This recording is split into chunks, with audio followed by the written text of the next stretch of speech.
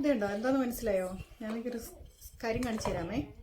ഇത് തണ്ണിമത്തൻ പല സ്ഥലങ്ങളിലും പലത് പറയുന്നത് കേൾക്കാം. വത്തക്ക എന്നൊക്കെ പറഞ്ഞ് കേട്ടിട്ടുണ്ട് കോഴിക്കോട് സൈഡിലൊക്കെ. പക്ഷേ ഞങ്ങൾ തണ്ണിമത്തൻ എന്നാണ് പറയുന്നത് കേട്ടോ.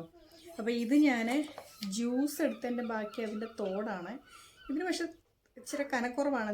ചില തണ്ണിമത്തനൊക്കെ നല്ല കനം കാണും, അതിൻ്റെ ആ നല്ല ഫ്ലഷൊക്കെ എടുത്ത് കഴിഞ്ഞിട്ട്. ഇച്ചിരി കനക്കുറവാണ്. അപ്പോൾ ഇത് എന്തിനാണെന്നറിയോ? അച്ചാറിടാൻ. ഞാൻ നേരത്തെ അച്ചാറിട്ടിട്ടുണ്ട് ബഹറിന് നിൽക്കുമ്പം. നല്ല ടേസ്റ്റാണ് കേട്ടോ. നമ്മൾ പച്ച ആപ്പിൾ അച്ചാറിടത്തില്ലേ, അതുപോലൊക്കെ നല്ലതാണ് കേട്ടോ. നിങ്ങളൊന്ന് ഇട്ട് നോക്കണം. നമ്മൾ നോർമലി അച്ചാറിടുന്ന പോലെ തന്നെയേ ഉള്ളൂ. ഇതിൻ്റെ ഈ തൊലി അങ്ങ് കളയണം. ഇച്ചിരി തൊലി നമ്മൾ കട്ട് ചെയ്ത് കളഞ്ഞിട്ട് നമ്മൾ മാങ്ങയൊക്കെ അരിയുന്ന പോലെ തന്നെ അരിഞ്ഞാൽ മതി. കരിന്തൊലി കളയണം. എന്നിട്ട് നമ്മൾ അച്ചാറിടുക, സാധാരണ അച്ചാറിടുന്ന പോലെ. ഇട്ട് കഴിഞ്ഞിട്ട് കാണിക്കാവേ. പുറത്തെ തൊലി കളഞ്ഞ് എടുത്തിട്ടുണ്ട്. ഇനി ഇത് അപ്പോൾ ഇതെല്ലാം അരിഞ്ഞെടുത്തിട്ടുണ്ട്. മാങ്ങ അരിയുന്ന പോലെ അരിഞ്ഞിട്ടുണ്ട്. ഇനി ഇത്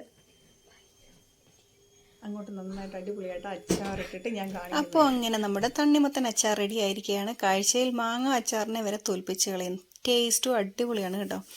കണ്ടില്ലേ, അടിപൊളിയായിട്ടുള്ള അച്ചാറാണ്. നിങ്ങളൊന്ന് ട്രൈ ചെയ്ത് നോക്കണം. അപ്പോൾ നമുക്ക് മറ്റൊരു വീഡിയോയിൽ കാണാം. ദൂരേക്കും ബൈ.